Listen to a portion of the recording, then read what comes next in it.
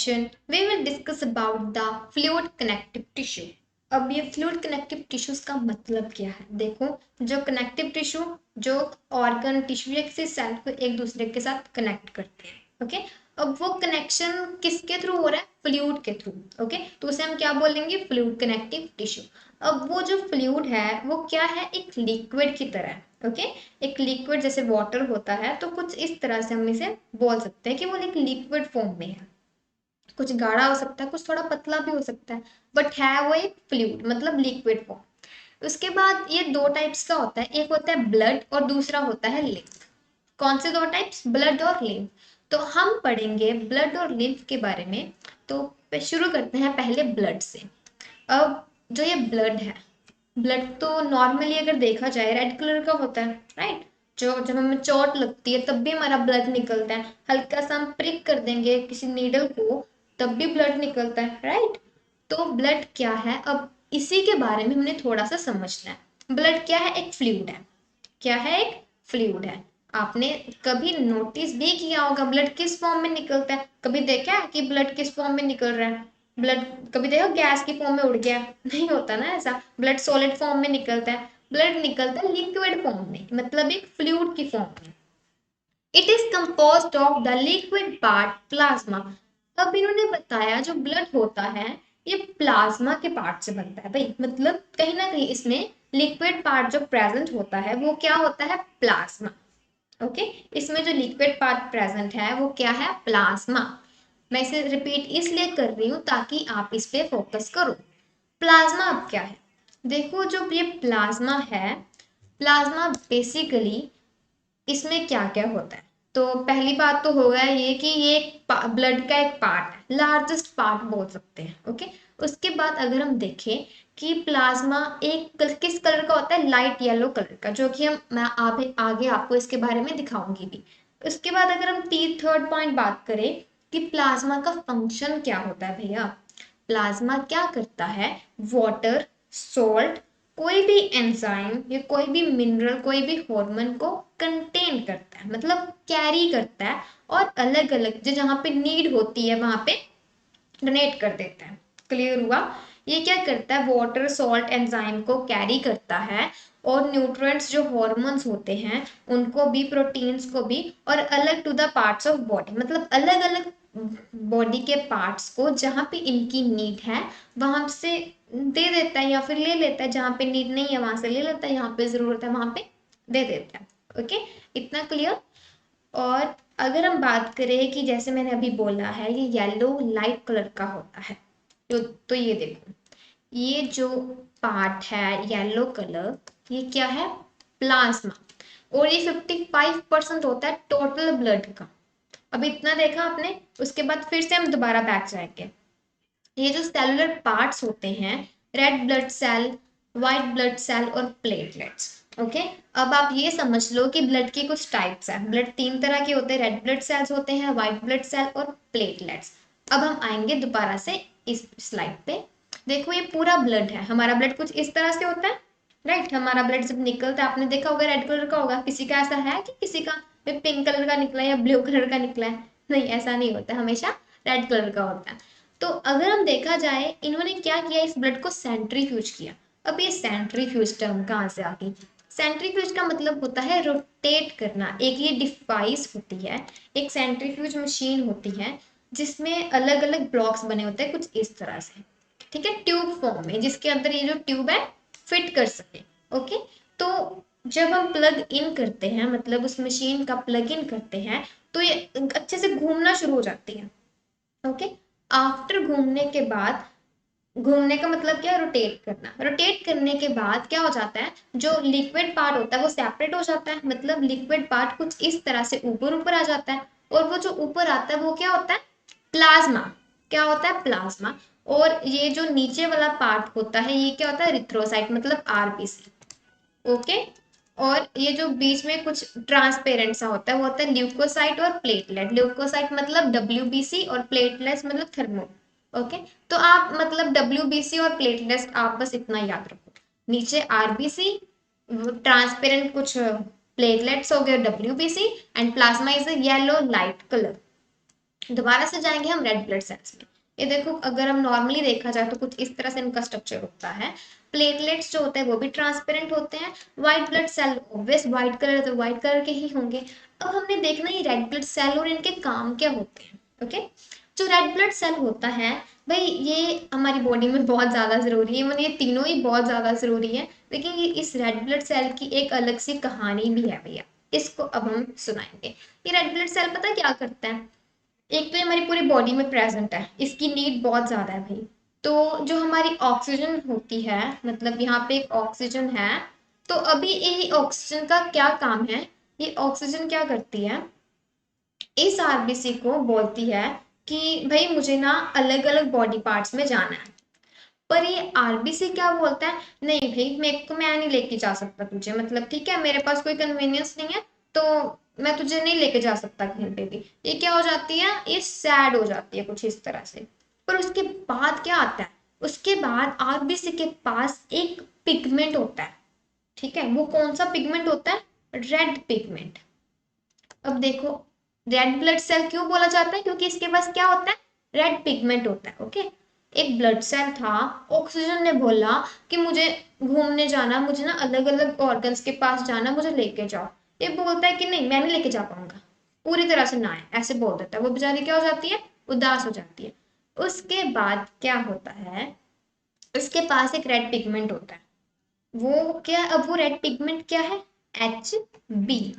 अब ये H B क्या होता है, हेमोग्लोबिन। आपने कभी ब्लड टेस्ट करवाया, बोला जाता है कि आप में कितना ब्लड है, कितने ग्राम आप में ब्लड है, तो वो हम क्या चेक करवाते हैं, हेमोग्लोबिन चेक करवाते हैं। तो ये जब सैड हो गई तो अभी इसके पास सोल्यूशन क्या था, एच बी। अब ये क्या करेगा, ये जो एच बी है ये बोलेगा तो रुक, सैड मत हो, मैं आता हूँ इस तरह से बोलता है। और उस टाइम पे ये जो ऑक्सीजन है केक क्या हो जाती है, इसकी दांत निकलने लग जाती है, इतनी लंबी वाली स्माइल देने लग जाती है, राइट। उसके बाद इधर से आता है एच बी, मतलब एक पॉट में कुछ इस तरह से आता है इसके पास और बोलता है चल मेरे साथ चल। ओके, तो ये इसे इस तरह से अपने पास कैप्चर कर लेता है। एच बी है, ये अपने साथ इसे अटैच कर लेता है। और ये भी महारानी क्या करती है, इसके साथ इसके अंदर बैठ जाती है। ओके, अभी एचबी क्या करेगा, इस ऑक्सीजन को अलग अलग ऑर्गन्स में ट्रांसफर कर देगा। किसी टिश्यू में जाना होगा इस टिश्यू में चले जाएगी, किसी सेल के पास जाना उसके पास चले जाएगी, मतलब ये ट्रांसपोर्ट करवाने में हेल्प करेगा। दोबारा से एक बार समराइज करते हैं। जो रेड ब्लड सेल होता है उसके पास होगा एक रेड पिगमेंट, जिसे क्या बोला जाता है, एच बी। एच बी क्या होता है, हेमोग्लोबिन। हेमोग्लोबिन क्या कहता है ऑक्सीजन को कि बहन तो टेंशन मत ले, अगर तुझे अलग अलग ऑर्गन्स के पास जाना है तो मैं तुझे ले चलता हूँ। ठीक है, पहले वो नहीं मान रहा था, क्यों नहीं मान रहा था, क्योंकि उसके पास कोई साधन ही नहीं था जाने के लिए। पर अब उसके पास एच बी था, तो उस एच बी ने बोल दिया कि मैं चलता हूँ। रिकैप करते हैं दोबारा से, सुनो। जो आरबीसी है, एक आरबीसी सेल, ये बोल रही है इस बंदे को कि ब्लड सेल को बोल रही है कि मुझे जाना है। ये बोल रहा है नहीं मैं नहीं लेके जा पाऊंगा भाई, सीधी ना है मेरी तरफ से। उसके बाद ये कहता है कि मेरे पास तो भाई एक रेड पिगमेंट है, उसका नाम है हेमोग्लोबिन। फिर ये हेमोग्लोबिन को बोलता है, और हेमोग्लोबिन इतनी अच्छा है वो कहता है कि ऑक्सीजन तो टेंशन मत ले, मैं तुझे सभी ऑर्गन्स के पास ले जाऊंगा। ओके, ये ऑक्सीजन को अपने बॉडी में बिठाता है और अलग अलग ऑर्गन्स के पास चले जाता है और ट्रांसपोर्ट कर देता है। तो रेड ब्लड सेल किस में हेल्प करता है, बेसिकली रेड ब्लड सेल का फंक्शन क्या होता है, ऑक्सीजन को अलग अलग बॉडी पार्ट्स में ट्रांसफर, मतलब ट्रांसपोर्ट करना। Function clear. अगर आपसे कोई पूछे रेड ब्लड सेल का फंक्शन क्या है, तो आप बोलोगे कि ऑक्सीजन को हमारे पूरे बॉडी पार्ट्स तक पहुंचाना रेड ब्लड सेल्स का काम होता है। उसके बाद बात आती है व्हाइट ब्लड सेल्स की। व्हाइट ब्लड सेल्स होते हैं act as army soldiers. Okay, ये इनका काम क्या होता है, ये एक सोल्जर है, इसका काम होता है फाइट करना। मतलब जो भी हमें डिसीजेज लगती है, जो भी वायरस होते हैं, ये उनको उनके अगेंस्ट फाइट करते हैं।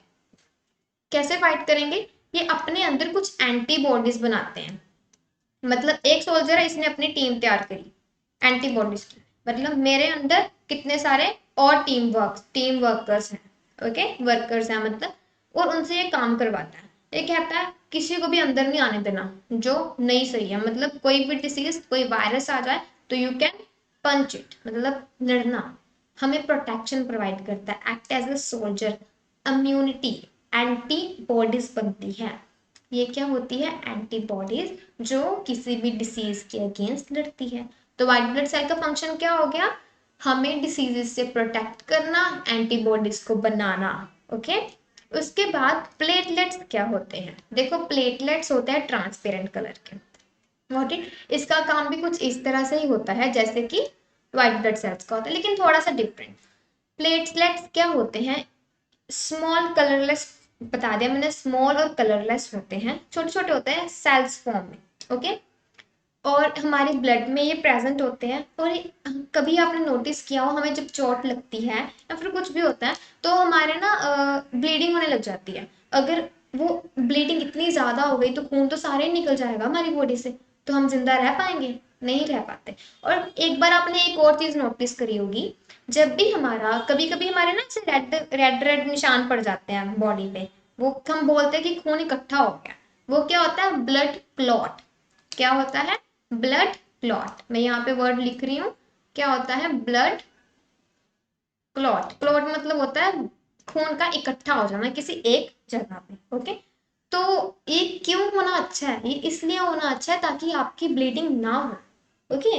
स्टॉप ब्लीडिंग, ब्लीडिंग को रोकने के लिए जो प्लेटलेट होते हैं ये क्लॉटिंग करने में हेल्पफुल होते हैं। तीनों का फंक्शन क्लियर?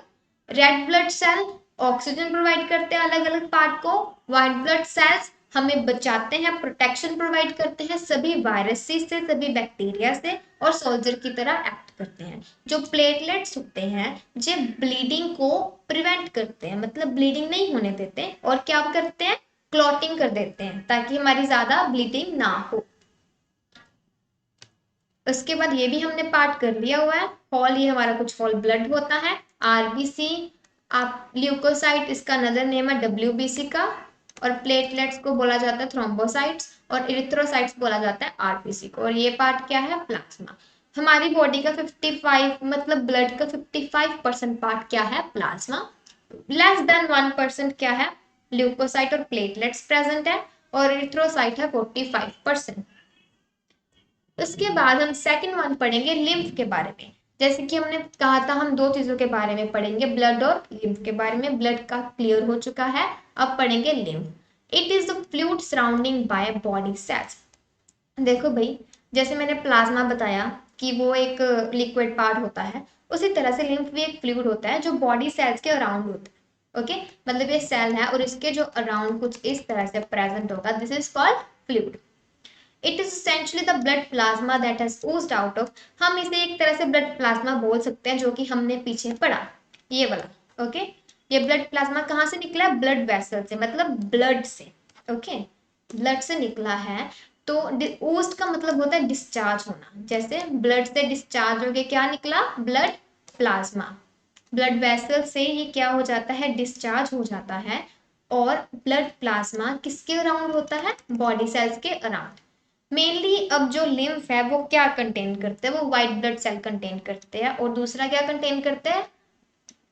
दूसरा क्या नहीं कंटेन करते? ये रेड ब्लड सेल नहीं करते हैं। क्यों नहीं करते हैं? बिकॉज लिम्फ क्या होते हैं? लिम्फ बेसिकली इनका फंक्शन, जो लिम्फ होते हैं ये व्हाइट ब्लड सेल क्यों कंटेन करते हैं? इससे क्या क्या क्लियर हो रहा है आपको कि जो व्हाइट ब्लड सेल्स है वो हमें प्रोटेक्शन प्रोवाइड करते हैं। राइट। अगर हम बेसिकली देखा जाए कि लिम्फ का मेनली फंक्शन क्या है, व्हाइट ब्लड सेल कंटेन करते हैं, इतना क्लियर। और लिम्फ क्या करता है? जो हमारा डाइजेस्टेड फैट होती है, जो हम फूड खाते हैं जिसमें फैट होती है, ओके, उसको डाइजेस्ट होती है और जो एब्जॉर्ब होती है फैट, उसे इंटेस्टाइन में से लेते हैं। ओके। और जो एक्सेस फ्लूइड होता है, मतलब जो ज्यादा फ्लूइड बन जाता है हमारी बॉडी में, उसे दोबारा से ब्लड में डाल देते हैं। Got it? अब दोबारा से सुनो इसका काम क्या है। ये क्या करता है कि एक फैट है, ठीक है, डाइजेस्टेड फैट है। फैट कहाँ से ली? फैट ली इंटेस्टाइन से। ओके। इंटेस्टाइन से ली इन्होंने फैट। अब इस फैट को क्या करेंगे? ये इस फैट को भी करना है और दूसरी चीज ड्रेन करेंगे। ड्रेन मतलब निकालना, किसी चीज खींचना किसी चीज से। और एक्सेस फ्लूइड, और जो ज्यादा फ्लूइड हो जाता है भाई, मतलब एक फ्लूइड भी तो हमें एक क्वांटिटी में चाहिए ना, इतना ज्यादा नहीं चाहिए, एक वॉल्यूम होता है हर एक चीज का। तो जो एक्सेस फ्लूइड, जो ज्यादा फ्लूइड हमारी बॉडी में प्रेजेंट होता है, उसे भी ये निकाल देंगे और कहाँ पे डाल देंगे, इनटू ब्लड में। ओके, उसके बाद ब्लड से फिर प्लाज्मा निकलेगा, आफ्टर दोबारा से ये प्रोसीजर चलता रहेगा। बहुत blood and lymph are concerned with, वही बात ट्रांसपोर्टेशन करना, जो डाइजेस्टेड फैट है उसे दोबारा से ब्लड में डाल देना, जो एक्सेस फ्लूइड हुआ है उसे ब्लड में डाल देना, ब्लड से फिर प्लाज्मा निकलेगा, फिर उसे ऐसे ट्रांसपोर्टेशन करते जाना। और वाइट ब्लड सेल्स क्या हेल्प करते हैं इनमें, वो करते हैं इम्यूनिटी का, हमें प्रोटेक्ट करते हैं अगेंस्ट वायरस के। क्लियर। आफ्टर दैट हम थोड़ा सा एक और कहानी पढ़ेंगे कि वर्क कैसे करते हैं, how lymph working, lymph capillaries in the tissue spaces. अब ये जो आप ग्रीन कलर की देख रहे हो, ये है लिम्फ कैपिलरी, ये है आर्टरीज। ओके, ये क्या है, आर्टरीज, वेन्स। ओके, यहाँ पे लिखा हुआ है वेन्यूल, वेन्स को ही वेन्यूल्स बोला जाता है, और आर्ट्रियोल को ही क्या बोला जाता है, आर्टरीज। ओके, ये दोनों आपको बातें अब पता चल गई होंगी कि आर्ट्रियोल का ही अनदर नेम आर्टरी है और वेन्यूल का ही अनदर नेम वेन्स है। टिश्यू स्पेसेस, ये जो सेल के बीच में, सॉरी जो टिश्यूज के बीच में स्पेस है, ओके, ये एक टिश्यू की टीम है, ये एक टिश्यू की टीम है, इनके बीच में जो स्पेस है उसे क्या बोला जाएगा, टिश्यू स्पेस। और ये टिश्यू सेल्स, अब ये जो बने हुए हैं भाई, ये कौन से हैं, टिश्यूज के सेल्स हैं। टिश्यू फ्लूइड, इसे एक और वर्ड से बोला जाता है इंटरस्टिशियल फ्लूइड, इंटरस्टिशियल फ्लूइड।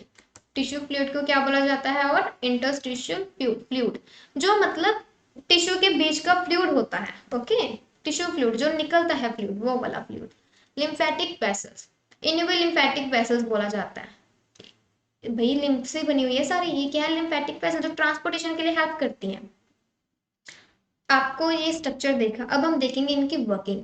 देखो, जो लिम्फ कैपिलरीज होती हैं, कैपिलरी का बेसिकली मतलब क्या होता है, जो क्या करती हैं, ब्लड को आर्टरीज में और वेन्स में ट्रांसपोर्ट करती हैं, आर्टरीज को भी देती है, वेन्स को भी देती है।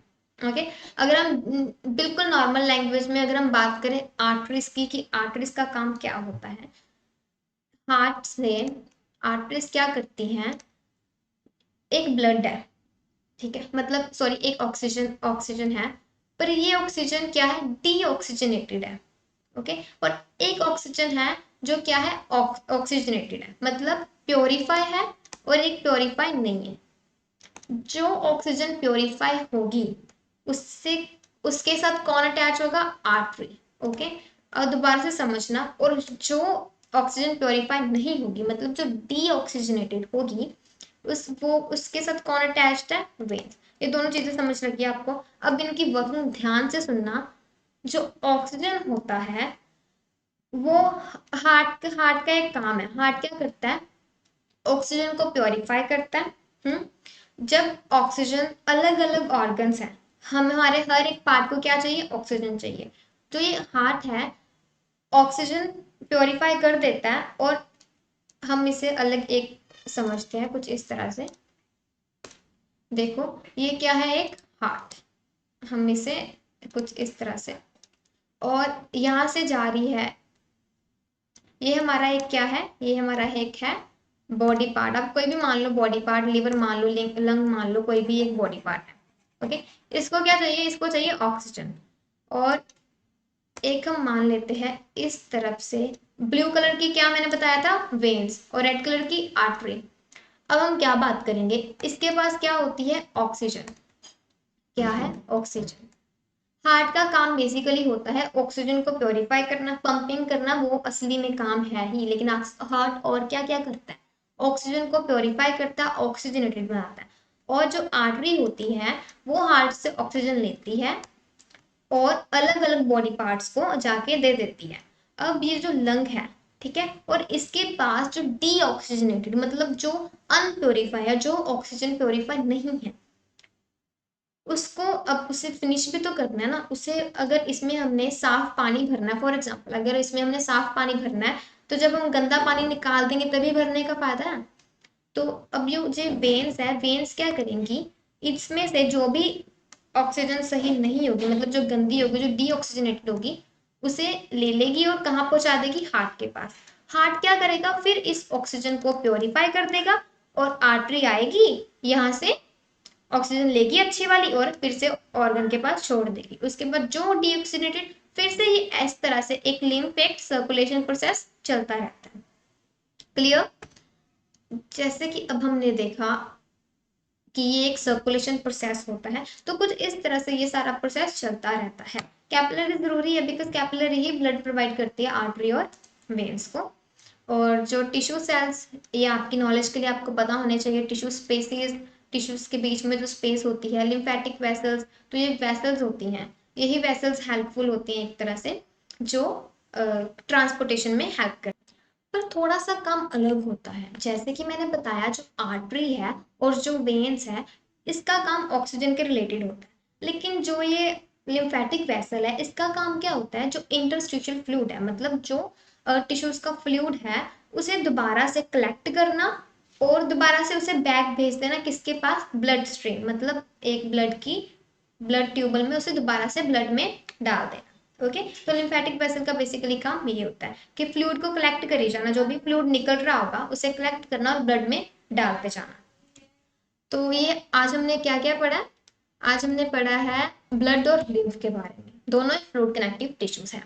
ब्लड एक फ्लूइड है, लिम्फ भी एक फ्लूइड की तरह ही होता है, पर फर्क क्या है, ब्लड में द लिक्विड पार्ट प्लाज्मा से कंसिस्ट होता है, उसी तरह से बट लिम्फ भी एक प्लाज्मा, ब्लड प्लाज्मा इसमें कंटेन होता है, लेकिन ये बॉडी सेल्स के अराउंड होता है, सेल्स के अराउंड होता है। Okay, white blood cell contain करता है, रेड ब्लड सेल नहीं कंटेन करता। ब्लड एंड लिम्फ ट्रांसपोर्ट की, जैसे मैंने ट्रांसपोर्टेशन का बताया, ऑक्सीजन की ट्रांसपोर्टेशन करनी, also with immunity, immunity strong, वही सोल्जर वाली कहानी, एंटीबॉडीज फॉर्म करते हैं और अच्छे से हमारी जो वायरसेस है उससे हमें बचाते हैं। Okay, so that's all about for today's session.